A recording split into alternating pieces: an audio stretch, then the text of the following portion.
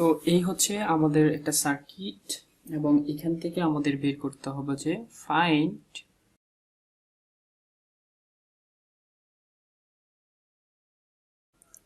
Find ammeter এবং ভোল্টমিটারের reading. অর্থাৎ ammeter এবং ভোল্টমিটারের যে রিডিং সেটা আমাদের এই সার্কিট থেকে বের করতে বলা হয়েছে। তো এখানে আমাদের এর আগের ভিডিওতে বলেছিলাম যে ভোল্টমিটার কখনো সিরিজে কানেক্ট করা যাবে না, যখন যে সিরিজে কানেক্ট থাকবে সেটা ওপেন ধরে নিতে হবে। সিমিলারলি যখন এমিটার প্যারালালে কানেক্ট করা থাকবে, নর্মালি এমিটার হচ্ছে সিরিজে কানেক্ট করা করতে হয়, কিন্তু যখন প্যারালালে কানেক্ট থাকবে তখন সেটাকে আমরা শর্ট ধরে নেব।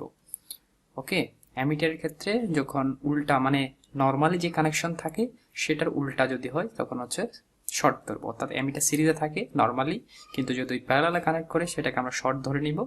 আর ভোল্টমিটার নর্মালি হচ্ছে প্যারালালে কানেক্ট থাকে, কিন্তু যদি সিরিজে কানেক্ট থাকে তখন সেটাকে আমরা ওপেন ধরে নিব। তো আমি এখানে লিখে দিই যে ভোল্টমিটার যদি হচ্ছে সিরিজে থাকে, ভোল্টমিটার প্লাস সিরিজ কানেকশন সমান সমান কি হবে, ওপেন সার্কিট। আর ammeter plus parallel equal to হচ্ছে শর্ট সার্কিট। ওকে, তো এখানে দেখতে পাচ্ছি একটা ভোল্টমিটার এখানে সিরিজ আছে, তার মানে এটা হচ্ছে ওপেন, আমাদের এটা ওপেন ধরে নেব। আর এখানে একটা অ্যামিটার প্যারালালে কানেক্ট আছে, তাহলে এটা হচ্ছে আমাদের শর্ট ধরে নেব। তো এটা যদি ওপেন হয় তার মানে হচ্ছে এই 10 ওহম যে রেজিস্ট্যান্সটা এখানে দেওয়া আছে সেটা এখানে কোনো কাজ নেই, সেটা ওপেন হয়ে যাবে, সেটা দিয়ে কোনো কারেন্ট ফ্লো হবে না, তার মানে এটা হচ্ছে আমাদের বাদ, এটা হচ্ছে আমাদের বাদ।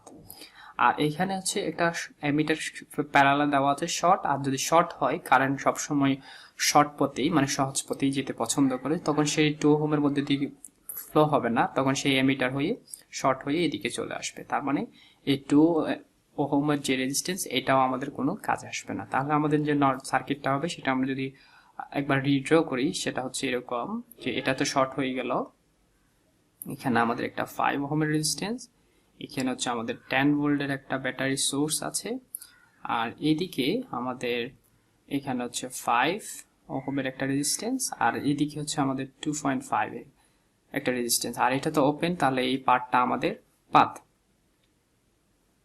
তাহলে আমাদের সার্কিটটা হচ্ছে এরকম, এটা হচ্ছে আমাদের 5 ওহম, এটা হচ্ছে আমাদের 5 ওহম, এটা হচ্ছে আমাদের 2.5 ওহম।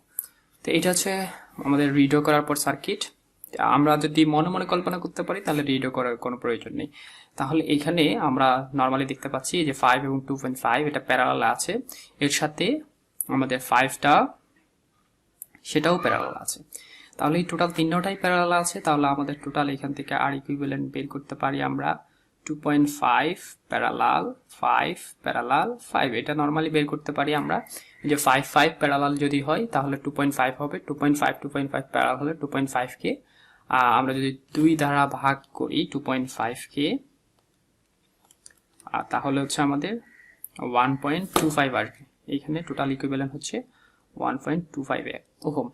এখন আমাদের যেহেতু এমিটারটা একদম প্রথমেই কানেক্ট করা আছে, তার মানে এই কারেন্টটা টোটাল যে কারেন্টটা সেটাই হচ্ছে আমাদের এমিটারের রিডিং, মানে এখান থেকে টোটাল কারেন্টটা এই এমিটার হয়ে কিন্তু ফ্লো হবে।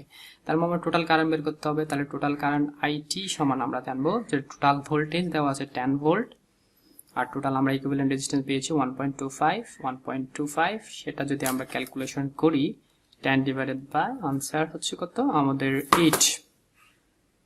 8 এম্পিয়ার আমাদের অ্যামিটার রিডিং বের হলো। তাহলে এই অ্যামিটারের মধ্য দিয়ে প্রবাহিত কারেন্ট হচ্ছে 8 এম্পিয়ার, একটা পেলাম। সেকেন্ড হচ্ছে আমাদের ভোল্টমিটারের রিডিং বের করতে বলা হয়েছে, এই যে এখানে ভোল্টমিটার, তো এখানে ভোল্টমিটারের রিডিং মানে হচ্ছে আলটিমেটলি এই যে 2 পয়েন্ট আছে এই 2 পয়েন্টের ভোল্টেজ বের করতে বলা হয়েছে। আর এই 2 পয়েন্টের ভোল্টেজ মানে হচ্ছে কি এই যে 2.5 যেটা দেওয়া আছে এটার মধ্যে ভোল্টেজ ড্রপ কত। এখানে 10 বাদ, কারণ 10 ওপেন, এর মধ্যে কোনো কারেন্ট ফ্লো হবে না, এটা তো বাদই, তার মানে এখানে হচ্ছে এই দুইটা পয়েন্টের বের করতে হবে ভোল্টেজ, যেটা হচ্ছে 2.5 এর ভোল্টেজ ড্রপ। তাহলে এখান থেকে আমরা 2.5 এর ভোল্টেজ ড্রপ কিভাবে বের করবো সেটা খুবই ইজি। দেখুন এখানে 2.5 এগুলো সব হচ্ছে প্যারালাল, আর প্যারালালে কি হচ্ছে ভোল্টেজ সমান থাকে, তাহলে এই যে সবগুলো প্যারালাল আছে এই প্যারালালের সাথে কিন্তু আমাদের এই 10 ভোল্টটা কিন্তু প্যারালালে আছে, তার মানে এই সবগুলা রেজিস্ট্যান্সের আর এতে ভোল্টেজ হচ্ছে কত 10 ভোল্ট। তাহলে আমরা সরাসরি বলে দিতে পারি যে আমাদের ভোল্টমিটারের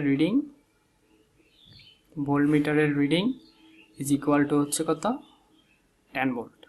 তো আশা করছি এই সার্কিটটা আমরা বুঝতে পেরেছি এবং অ্যামিটার এবং হচ্ছে ভোল্টমিটারের যে কনসেপ্ট সেটা সম্পর্কে একটা ক্লিয়ার ধারণা পেয়েছি। ধন্যবাদ সবাইকে।